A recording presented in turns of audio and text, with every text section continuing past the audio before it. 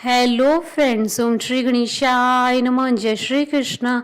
आप सभी का स्वागत है आपके अपने यूट्यूब चैनल पर। फ्रेंड्स, आज हम आपको इस वीडियो में बताने जा रहे हैं साल 2022 में कार्तिक पूर्णिमा कब है, व्रत कब रखें, स्नान दान कब करें, पूर्णिमा तिथि कब से कब तक है, इस दिन सूर्योदय और चंद्रोदय का समय कब तक रहेगा और चंद्र ग्रहण कब लगेगा और कार्तिक पूर्णिमा के दिन किए जाने वाले उपाय, पूजा विधि और व्रत कथा के बारे में। फ्रेंड्स, वीडियो शुरू करने से पहले आपसे रिक्वेस्ट है, अगर आप हमारे चैनल पर नए हैं और आपने अभी तक चैनल को सब्सक्राइब नहीं किया है तो प्लीज़ सब्सक्राइब कीजिएगा चैनल को, साथ ही प्रेस कीजिएगा बेल आइकन को, जिससे नए वीडियोस से रिलेटेड नोटिफिकेशन आपको तुरंत प्राप्त हो सके। और वीडियो पसंद आने पर वीडियो को लाइक और शेयर जरूर कीजिएगा ताकि सभी भक्तों को इस वीडियो का लाभ प्राप्त हो सके। और कमेंट बॉक्स में जय श्री कृष्णा जरूर लिखिएगा। सनातन धर्म में सभी मास में कार्तिक माह को बेहद खास और पवित्र माना जाता है। विष्णु पुराण के अनुसार भगवान विष्णु ने कार्तिक पूर्णिमा के दिन ही मत्स्य अवतार धारण किया था, जिससे श्री हरि का पहला अवतार माना जाता है। इसलिए ही कार्तिक माह की पूर्णिमा तिथि को बेहद खास माना जाता है। कार्तिक माह में भगवान विष्णु और माँ लक्ष्मी जी का आशीर्वाद पाने के लिए लोग पवित्र नदी में स्नान करते हैं। मान्यता है कि इस महीने में दीपदान और पूर्णिमा का व्रत करने से श्री हरि जी का शुभ आशीर्वाद प्राप्त होता है। कार्तिक पूर्णिमा तिथि इस बार 8 नवंबर 2022 मंगलवार के दिन है, किंतु 8 नवंबर 2022 को पूर्ण चंद्र ग्रहण लग रहा है। इसलिए इस बार कार्तिक पूर्णिमा का व्रत 7 नवंबर 2022 को रखा जाएगा। साथ ही देव दिवाली का पर्व भी 7 नवंबर 2022 को किया जाएगा। इसी के साथ ही स्नान दान सत्यनारायण व्रत भी 7 नवंबर 2022 को किया जाएगा, क्योंकि 8 नवंबर 2022 को सुबह 9:21 से चंद्र ग्रहण का सूतक लग रहा है और सूतक काल में और चंद्र ग्रहण के दौरान मंदिर के कपाट बंद कर दिए जाते हैं और भगवान की मूर्तियों को स्पर्श नहीं किया जाता है, किंतु आप मानसिक ध्यान कर सकते हैं। चंद्र ग्रहण के दौरान मंत्र जाप इत्यादि कार्य किए जा सकते हैं। सूतक काल शुरू होने से पहले आप सुबह ब्रह्म मुहूर्त में स्नान दान का कार्य 8 नवंबर 2022 को कर सकते हैं।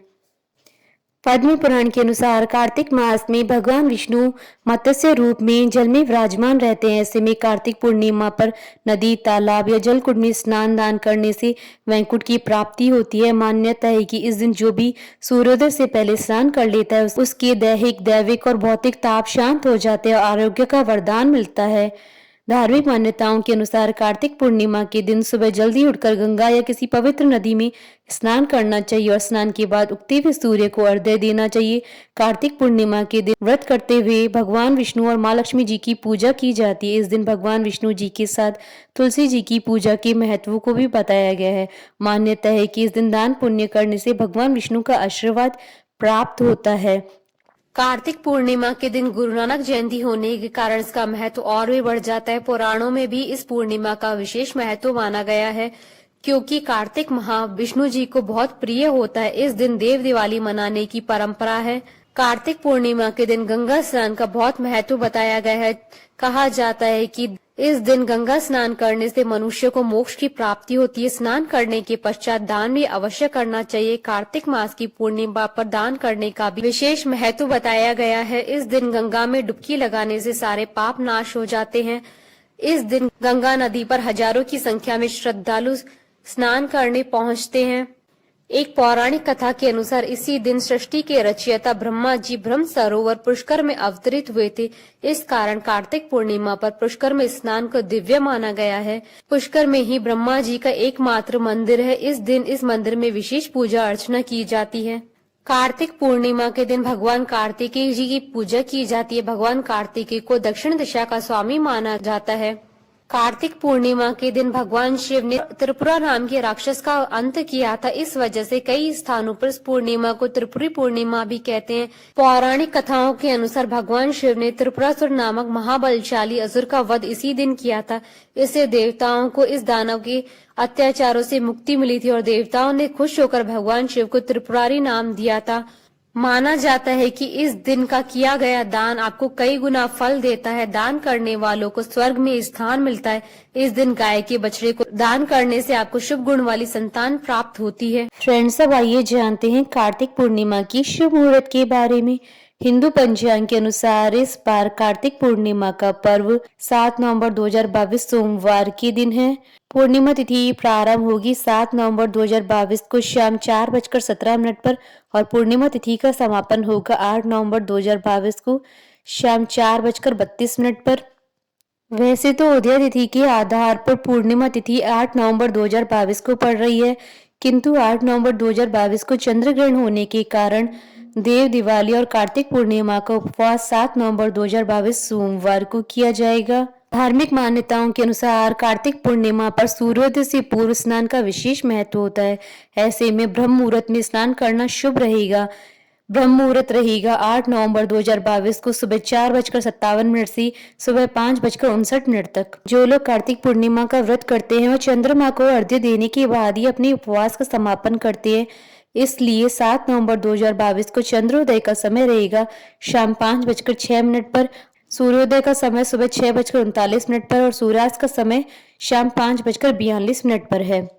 और 8 नवंबर 2022 को सूर्योदय का समय सुबह 6:40 पर है और सूर्यास्त का समय शाम 5:41 पर है और चंद्रोदय का समय शाम 5:42 पर है।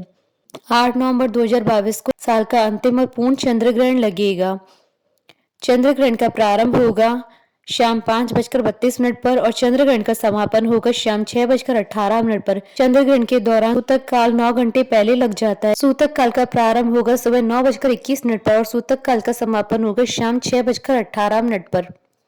शास्त्रों के अनुसार कार्तिक पूर्णिमा के दिन कुछ विशेष कार्य करने से माँ लक्ष्मी अति प्रसन्न होती है और जातक के जीवन में धन धान्य की कमी नहीं रहती है। फ्रेंड्स, अब आइए जानते हैं कार्तिक पूर्णिमा पर माँ लक्ष्मी जी को प्रसन्न करने के उपायों के बारे में। कार्तिक माह में भगवान विष्णु जी का जल में वास होता है। मान्यता है कि कार्तिक पूर्णिमा पर गंगा या किसी पवित्र नदी में स्नान करने से जीवन के तमाम पाप कर्म धुल जाते हैं। श्री हरि विष्णु जी की कृपा से अक्षय पुण्य की प्राप्ति होती है। दैहिक, दैविक और भौतिक ताप दूर हो जाते हैं।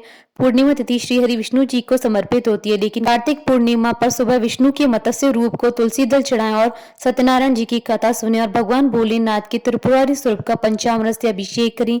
देवी लक्ष्मी जी को खीर का भोग लगाएं और माँ तुलसी के निमित्त घी का दीपक लगाकर पूजन करना चाहिए।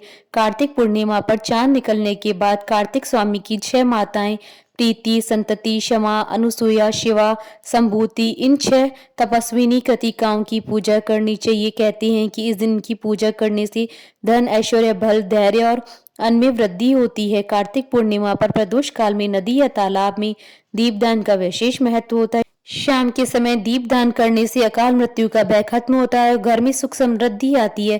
पूर्णिमा के दिन अन्न, गर्म कपड़े, जूते, चप्पल दान करने से माँ लक्ष्मी जी का वास होता है, कर्ज से छुटकारा मिलता है और धन लाभ की योग बनते हैं। फ्रेंड्स, अब आइए जानते हैं कार्तिक पूर्णिमा की पूजन विधि के बारे में। कार्तिक पूर्णिमा के दिन भगवान कार्तिकेय जी की पूजा की जाती है। भगवान कार्तिकेय को दक्षिण दिशा का स्वामी माना जाता है। इस दिन साधक को किसी पवित्र नदी में स्नान करना चाहिए और साफ वस्त्र धारण करने चाहिए। भगवान कार्तिकेय की पूजा से पहले एक साफ चौकी लेकर उस पर गंगा जल छिड़कें और उस पर लाल रंग का वस्त्र बिछाएं। इसके बाद उन्हें पुष्प, घी और दही आदि अर्पित करें और उनकी विधिवत पूजा करें। भगवान कार्तिकेय की कथा सुने या पढ़े। इसके बाद भगवान कार्तिकेय की धूप व दीप से आरती उतारे। भगवान कार्तिकेय की आरती उतारने के बाद उन्हें गुड़ से बनी मिठाई का भोग लगाएं।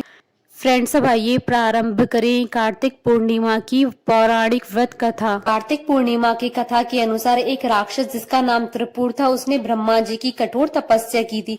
त्रिपुर की तपस्या से तीनों लोकों में हाहाकार मच गया। सभी देवताओं ने त्रिपुर की इस कठोर तप को तोड़ने का निर्णय लिया, जिसके लिए उन्होंने बहुत सी सुंदर अप्सराएं त्रिपुर के पास भेजी, लेकिन फिर भी त्रिपुर की तपस्या भंग नहीं हुई। जब त्रिपुर की तपस्या भंग नहीं हुई तो अंत में ब्रह्मा जी को विवश होकर त्रिपुर के सामने प्रकट होना ही पड़ा। इसके बाद ब्रह्मा जी ने त्रिपुर को वरदान मांगने के लिए कहा। त्रिपुर ने ब्रह्मा जी से वर मांगा कि उसे न तो कोई देवता मार पाए और न ही कोई मनुष्य। ब्रह्मा जी ने त्रिपुर को ये वरदान दे दिया, जिसके बाद त्रिपुर ने लोगों पर अत्याचार करना शुरू कर दिया। त्रिपुर के अंदर अहंकार इतना बढ़ गया है कि उसने कैलाश पर्वत पर भी आक्रमण कर दिया, जिसके बाद भगवान शिव और त्रिपुर के बीच बहुत ही भयंकर युद्ध हुआ। यह युद्ध काफी लंबे समय तक चला, जिसके बाद भगवान शिव ने ब्रह्मा जी और श्री हरि नारायण विष्णु की मदद से त्रिपुर का अंत किया। बोलिए भगवान विष्णु की जय, भगवान शंकर की जय, सनातन धर्म की जय।